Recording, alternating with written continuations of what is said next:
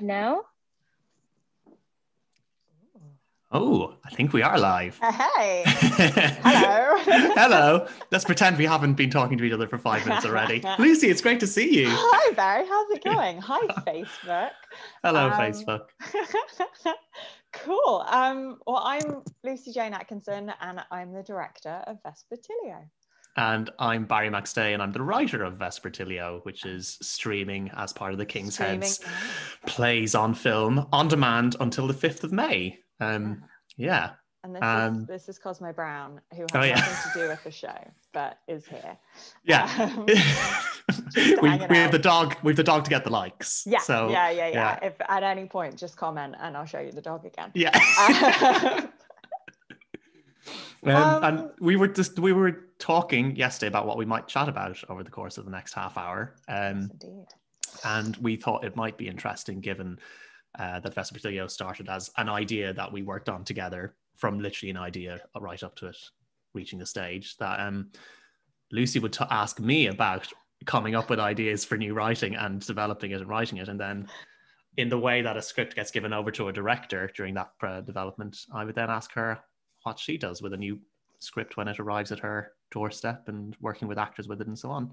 But obviously, if any of you are watching and want to ask any questions, feel free, because we'll be able to see them in the chat. Yes, this is the discussion. We'll keep chatting until you ask us something. Yes. But yeah, so Barry McStay. Yes, Lucy Atkinson. How did the idea for the show come about?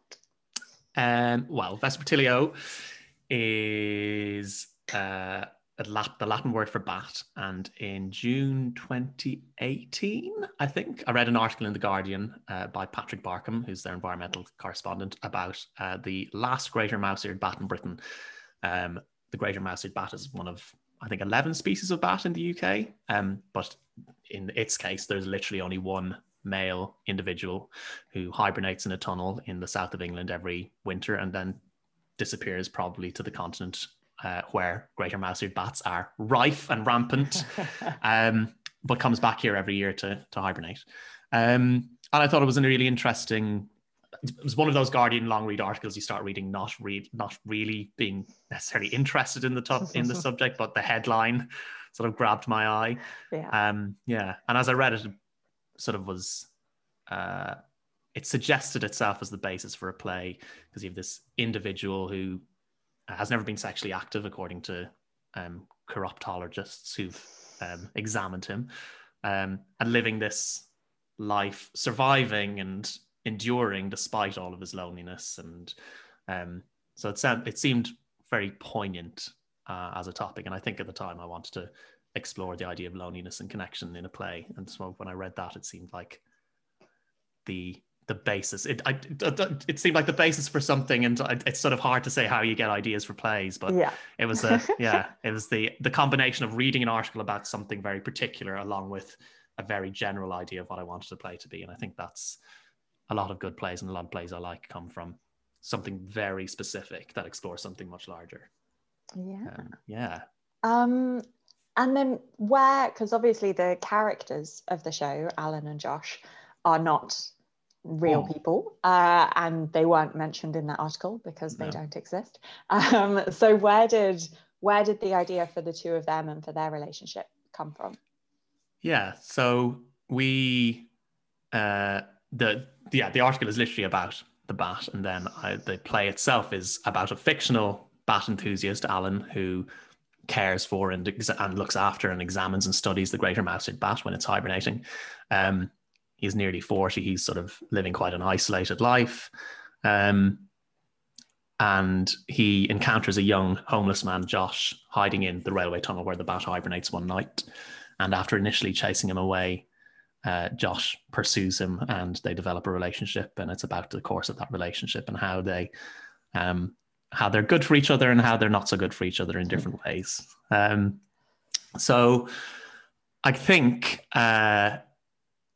Alan was sort of inspired by, the basic idea of someone who's has one very specific interest and is a carer, and in the role of someone who devotes a lot of his life to looking after something, possibly to the detriment of himself.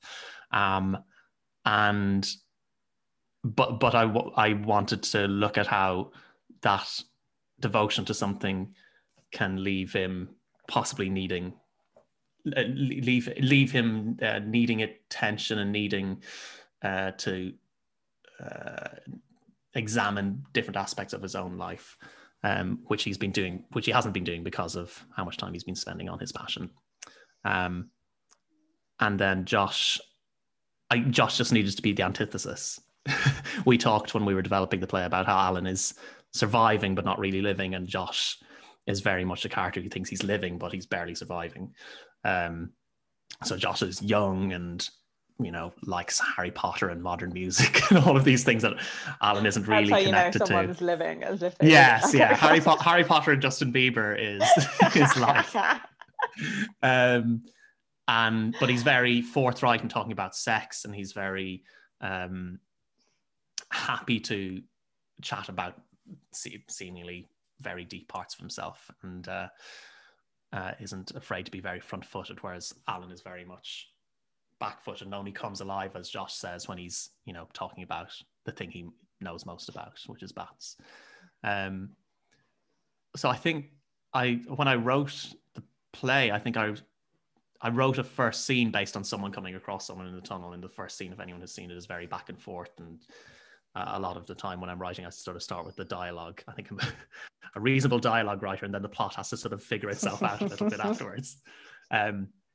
So I think writing the first scene was exploring what their voices would sound like and how they would react to one another. So I think the characters sort of develop over the course of that, because then I sort of go, okay, people need to know a little bit about bats, so we need to see Alan talking about bats, and what is he like when he's talking about bats, and is he a good public speaker, and then obviously Josh needs to find him again, and how does Josh go about seducing Alan. And so as you figure out what the plot is going to be, or as I figured out what the plot was going to be, that then helps me go, okay, you need to know what that character looks like or what they sound like at this point, and how they react to certain situations and so on. Yeah. Awesome. And how we should maybe, I know this is a King's Head stream, but we should maybe chat just a little bit about Vault, which is where the play originated. Yes. And the piece was written specifically for the cavern, which is the kind of biggest, longest, most train tunnel-ish of spaces in Vault. Yeah. I'm just wondering how the kind of space impacted the structure of the play, or the kind of storytelling at all, if at all.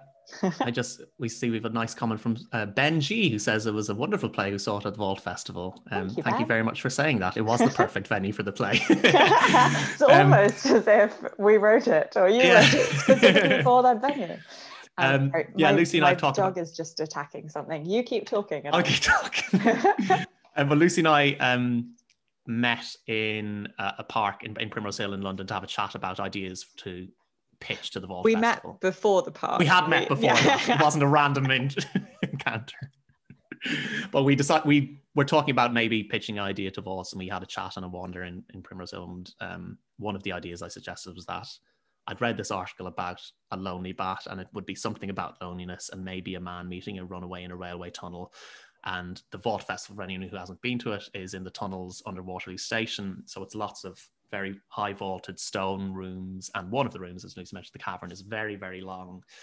And even in that very first conversation, we talked about how we wanted to have the audience on both sides in traverse, so it would give it a real sense of length and, you know, emphasize the fact they were in a tunnel. That I'd like the first scene to just be lit by a torch, to be very much lean into the atmosphere of the space. So I think from that point of view, while it's not my job to think about the staging too much, it was very much in the back of my mind that the audience are going to see this character by a torch hitting them for the first time. So how does that affect the dialogue or the sound of a scene? And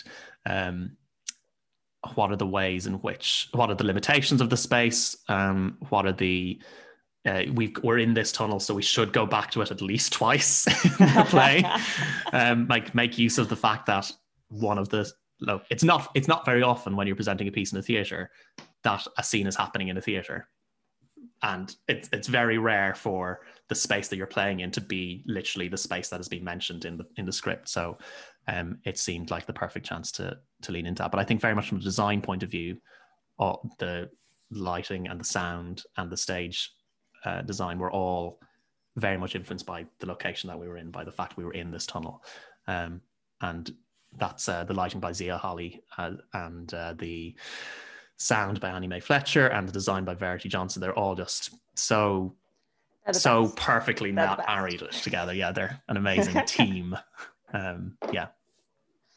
Awesome. Thank you, Fergus Rottigan, who said he wants to see the play in the future. You can see Vespertilio see it right now. It's streaming on KHTV. You can watch it anytime between now and the 5th of May. So Fergus, buy a ticket. Yeah. We could get into this YouTube thing. Like and subscribe. Click here link for more videos. Click here. Yeah, so I'm wondering about, we've spoken a bit about character, and we've spoken a bit about setting, and we've spoken a bit about kind of where the original idea came from. I guess I have questions around like how all of those pieces kind of came together, at what point they sort of clicked, whether you write with a kind of plan and you know how the story's going to end, or whether you're more of a sort of splurger of a writer and kind of see where the characters take you. Did you have a roadmap of the structure of the play, or did it kind of reveal itself? I think, yeah, some writers need to, I know from talking to them, some writers like, I need to have like planned the beginning, the middle, the end. I need to know everything from start to finish and to the structure of each scene before they write them. I very much don't do that. And anyone who's watching this thinking that what I'm saying is the way to write, it is the way that I can write. It is not necessarily the way that you write. So take everything I say with a pinch of salt. I'm a very verbal person in that I said, I think I'm quite strong with dialogue, and a lot of the stuff I think of is all to do with the sound. But a lot of time when I write, I'll often have one particular image sparks the whole thing. My first play, Our Island, I had the image of what the last image of the play would be before I started writing the play. Similarly, I think for Vespertilio, that opening image of the opening scene of a torch hitting someone in a railway tunnel just helped to spark that opening scene. But I don't jump all over the place when I'm writing. I might be writing, like I said, I think I wrote the first couple of scenes fairly chronologically, and then I wasn't quite sure what the next scene would be, but something in those scenes made me think, okay, they need to come back to the tunnel, so we'll go to a scene later on where they're going back to the tunnel. I think at one point there was a gap in the script where I had just written a scene about love and nothing else, which you'll know what scene that is. Yeah. Something needs to happen here because there's a beat missing if we go from the previous scene to the next scene. Yeah.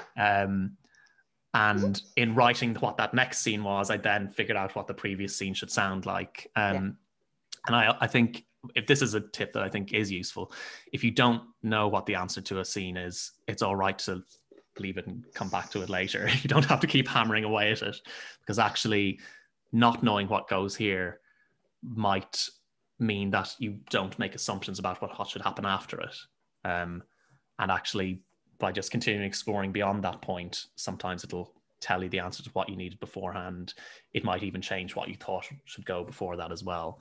Once I have finished a script, and I do try and write the whole thing and have it finished before I edit anything too much, then I'll go back and have a look at what I then go, okay, what's the central question of the play? Is every scene and every character serving that question to the necessary extent? I'll often, for someone who's very verbal, I will draw a map of a scene where I will like get a blank page for each scene and write who the characters in it and what's their objective in this scene, and draw what shape they seem to me in that moment and what direction they might be moving in that scene. Wow.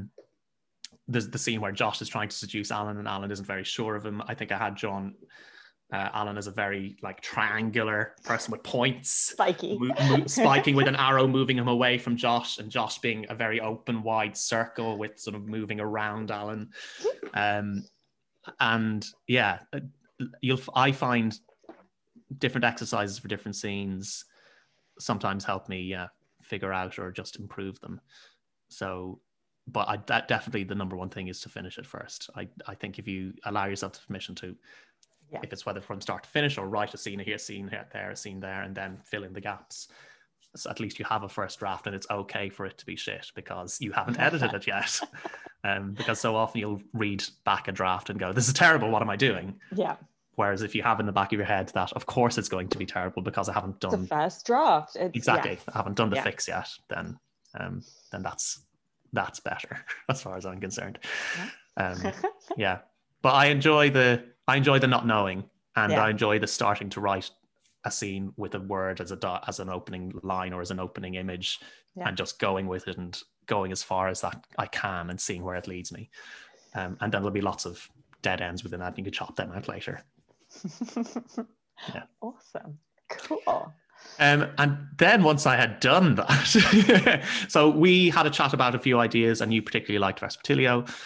So I went away and wrote about 20 pages or so. I'm going to put my dog on the floor because he's chewing everything. Cosmo, say bye. Bye, Cosmo. Okay. There we go. 5-star performance from Cosmo. 5-star performance from Cosmo. Oscar-worthy performance. Right, sorry. Now I'm focused. Hi. So yeah, we came up with this. We sort of settled on this is the idea we wanted to pitch the King's Head to the Vault Festival at the time. Yeah. And we said, well, let's submit 20 pages or so. Not as much as I can write in a couple of weeks, with a basic idea for what the play would be like. Yeah, because we went for the walk in late June to mid-July, some sort of time, and the deadline was early August, I think. So yes, you had a couple of weeks to write something, a proof of concept scene or something. Yeah. And then when we got the slot, it was then, okay, we've got to write the rest of the play. And I think my memory of that time is that you sort of let me do it. There wasn't very much you as a director or theatre maker trying to go, okay, these are my ideas and my notes on these first 20 pages or where the play could go. I think similar to you, I think kind of over editing at the start can only really harm, and particularly for me working as a director dramaturg, if you give me, or any writer gives an offer of a scene or an idea and I'm immediately like, okay, but how, then I'm kind of shutting down or I'm imposing my ideas upon it. Whereas in kind of letting a writer write the whole play, I can see the arc and I can see the characters and I can see the journeys, and then as you're going in and editing, I can also throw in some ideas for editing or for structure. But if you start doing that too early, then you're over pruning. We've talked a lot about one scene in the play. There's a moment in the play which is now your favorite, which you were convinced would be cut. I knew it was going to be cut. I was like, there's no way that is going on stage, and it's the best bit of the whole show. I'm not saying what it is. That's, you guys need to watch it and try and find out which moment I was deeply, deeply wrong about. It's the end of the fourth scene, if anyone has seen it. but it was one of those. I think that was a scene that I wrote fairly early on. Yeah. And I think it would have been one of the earlier things you'd have seen from me as well. So yeah. I think probably and it's a moment that can seem quite cheesy, but when the boys play it, and I have to say Joshua Oakes Rogers and Benedict Salter, who are the two actors in it, are amazing. They're the best. Yeah. But the way they play it sells it so well. It sells it so well. Yeah. It works so well on a stage. And this is the thing with so many scripts. And I think it's one of the things I think script readers must be a challenge for script readers, because sometimes something you read on a page just doesn't work on a page, but then you see it up on a stage and it works brilliantly. But yeah, I'm glad you didn't try and note that scene too early. Yeah, it was one I made notes on, and I was like, I'll just hold this back and see where everything else goes, and then Yeah. Yeah. But I didn't think it would get past a preview, and then the boys did it, and I was like, fuck. Oh, It's nice to be proven wrong. It is, isn't it? We did a couple of readings with just a couple of actors in your flat after we finished the first draft, and then I think after the second draft, just to hear it out loud. Do you do that with pretty much any bit of new writing that you're working on? I try to, yeah. As you say, there are some things that really only work when you hear them or when you see them, and I think particularly with new plays, as things are kind of developing and coming to fruition, it's so helpful for me as the director, but also for the writer, to just hear it out loud and hear the rhythm of it, and hear kind of, okay, this feels like a jump, or you know, this it feels like something's missing here, or we've already said this in the previous scene, we don't need to do it again. And yeah, I think that just, it comes across so much more clearly by hearing it than it does by kind of sitting and separately reading it. And you know, you can only ever read in your own voice, you know. So if you're sitting and reading a play, you know, I do a lot of script reading, but I find it I'm less generous to plays when I'm reading them myself, because I'm not an actor, and so when I'm reading them, I'm like, oh, that line doesn't work, because I can't make it work because I'm not an actor. Whereas, you know, we're very lucky to have some incredibly talented actor friends, and yeah, just hearing it out loud means that you can see the moments that really work and the moments that aren't working quite so well, and yeah, I find it really, really helpful to hear plays out loud.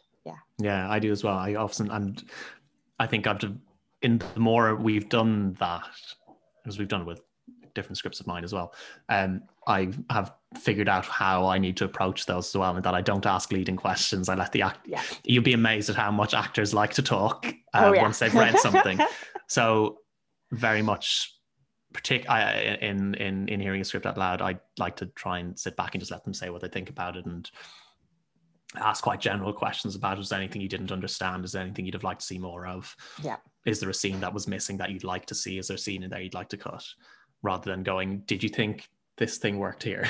Yeah. And I think actually working with a director, when it's a bit of new writing, I find that's doubly useful, because sometimes as a writer, you might have an idea, or the director might have a note, but often actors are very protective of the writer because they worry the director is trying to like mess too much with the writer's script. Yeah. So sometimes as a team, and I've done this, I don't know if I've done this with you, but I've certainly done this in the past. I've had a director give me a note that I didn't particularly agree with, but I would present it then to the group as if it was my idea, because they would receive it maybe more openly than they would to a director. Clever. And then at the end still would go, okay, I still think you're wrong, but at least they've given it. At least if it's coming from the writer, sometimes I think that whoever's giving the note can sometimes affect how the actors react to it. Yeah. But we're very lucky to have. Yeah, I just something I think I'd observed as being an actor in those situations. You sometimes you just are very protective of the writer if you particularly like the script. And then I remember we did a couple of those. We did one draft where I think we agreed the ending was particularly harsh at one point. I think it's without but I hadn't heard that out loud. Without hearing that out loud, I hadn't twigged that. And I think it's, without kind of spoilers for anyone that's watching and hasn't seen the play yet, there is a difficult balancing act with the characters in making them sympathetic and likable, and not that likability is important in that way, but you know, not swaying the seesaw too far to either side. And I think we, in one draft, it didn't, again, in reading it ourselves, it didn't come across as that harsh, but then as soon as we heard it out loud, it was like, oh wow, okay, this goes somewhere that we're not sure we want it to go. Which was just so helpful to hear it out loud. And one of the people who read that was Benedict Salter, who ended up playing Alan. And by that point we were into winter, and we had our date programmed and everything, and you had just worked with Ben on a play. at the Wallace Collection. Yeah. And he's not 40-ish, as Alan is, but he has this amazing ability to play very mature, world weariness. He has a very grounded energy, I think. And when he read the script, I think he texted you afterwards and said, oh, he really liked it. And by the way, I'll look about 40-ish if I grow my beard. But it then meant when we went to cast it, we thought, well, yeah, Ben is really good for this character. And also it means we can do one day of casting where we just see actors for Josh, and Ben can read with them, and we can see that.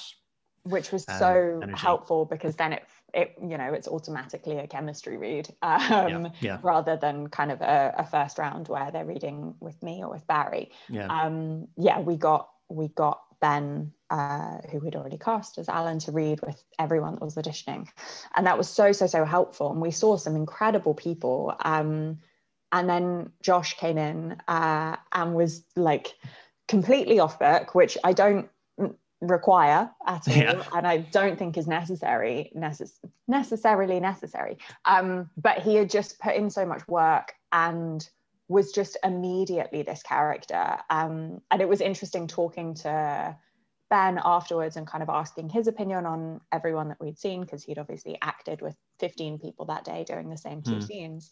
And he was like, yeah, Josh is the one that really made me work. He's the one that made me like key in and step up my game and all of that. And it's like, cool, okay. Now, what do you look for in actors when they're approaching like a new text as opposed to an existing text, which they might have studied or know or have seen on stage before? Is there a different approach? I think for me, it's so interesting. In auditions, I spend so much less time on the acting than I do on the chatting. So I think so much of it is about kind of asking them about the play, about how they see the character, about what they did to prepare. And that tells me so much about how their brains work and how they think and how I might work with them. And I think that counts, particularly with new writing, where the script is subject to change, where you are going to be the originator of a role. It's a different way of working, instead of going in and being like, oh well, this is my Hamlet and I am positioning myself against everyone else that's ever done it. There's a certain thoughtfulness and a certain flexibility that I think is required for acting in new writing. And I also, just the way that I work as a director, similar to what you were saying about in kind of draft readings, not asking leading questions. Any actor that I've worked with will tell you, like, they'll do a scene and then I'll be like, how was that? I've been on the end of that. Which Darren Browned you into acting well and you don't know how. it takes a specific kind of actor to enjoy that, I think, and to feel comfortable enough to be like, yeah, that was crap because this, or like, this one thing I almost got. And working like that, I think particularly with new writing, means that you just reach a level of understanding and nuance where it's not about me saying, on this line, you're angry, which then is always going to be them thinking about me thinking about this thing. My asking very vague general questions means that the thoughts and the impulse and everything is coming from them, and they've fully kind of embodied and justified it for themselves. And you do a lot of table work at the start of rehearsal, where people ask, what are the facts and questions? What do we know from this scene? Alan has a torch. Alan's surname is Stafford. All of these things. Does Josh have a family? All of these questions come out of the first scene. It's like we normally spend like the whole first week of rehearsal just doing kind of questioning the script, and then have hundreds of thousands of questions and explode everyone's brains, and then from there we can all find the same set of answers, because actors will have had the script for a couple of weeks, a couple of months, depending on the lead time on the show, just by themselves with the script and the character, and consciously or not, they will have made decisions. Doing that table work, doing those questions means that we're all exploding the script together, so then we can all come up with the same answers. And I was there for that first period as well, because then listening to the questions then makes you go, do I know the answer to that question? But then for the middle couple of weeks, I tend to disappear from the rehearsal room, because that's the bit where it gets a bit sticky and people are like struggling with the script and hating the script and figuring it all out really deeply, and they don't need the writer in the room. Yeah, well, I think the good thing with that is writers are sensitive beings, but I think there's an impulse that I found with writers where if they're in the rehearsal in kind of week 2, week 3, when you've done a lot of the work but you're really kind of fighting with the nuance of it, wrestling with the nuance of it, writers have an impulse to want to try and fix things, which then means they go, oh, I'll just change that line, or oh, I'll just do that. And sometimes that's the right choice, but sometimes like the right choice is in the script, and myself as the director and the actors just need to find the way of doing it. And having the writer in the room, there's an insecurity or there's a desire to help to fix, and sometimes things get changed that maybe didn't need to get changed. So I like to keep my writers definitely welcome in the room, but aware. I might send them out for coffee. You know? I'm around for the last few days, and when there runs out, and then you do hear the bits which are, you know, that sounds like it should be this word instead of that word, or the play ran over by a few minutes, and then you really go, okay, do we definitely need all of these lines? Could some of the words not be in the play? But that's I found that quite exciting. I think you did, and the boys were very good at sort of adapting to last minute changes, which again is a necessity of new writing, as you don't really know what the play is until it fully exists. He said, in a sentence that might be profound and might not be. It sounded deep to me.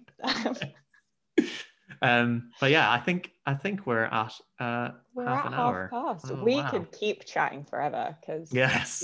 I have to grab something. Told to remind people that if you do want to buy a copy of Vespertilio, it has been published by Samuel French. So you can buy your very own. They're in the normal paperback size. They're in spiral bound. They're in rehearsal style, where they've got a blank page opposite the script pages, and you can buy an e-copy of it as well, I saw today. You can all put on your own amateur tribute versions of the show. Yes. You can go to Concord Theatrical's website and buy a copy there, and the version from The King's Head, which we filmed with Shoot Media back in March, is available till May the 5th on demand. So you can go on the website, you can book a ticket. It'll say just one date there. That doesn't mean you just watch it on that date. It means it's available till that date. And we hope lots of you watch it and tell your friends about it, because we're really pleased that The King's Head did a great job, and Shoot Media did a great job with how it looks and sounds. And we'd like as many people as possible to see the lovely work of Josh and Ben. And Lucy, and Josh, Zia, and Ben, and Annie, and me, and Barry, and Annie, and Zia, and Jess, our amazing producer, and the whole team. And if you want to ask us more questions, you can reach out to us on Twitter. We're both on Twitter. We're Lucy both very much on Twitter. Lucy is on @LucyPapuski, and I'm @BazMcStay. Thanks very much for anyone who's been watching. Thank you so much. Have lovely rests of your days, and please watch the show. Thanks for taking the time. Bye. Bye.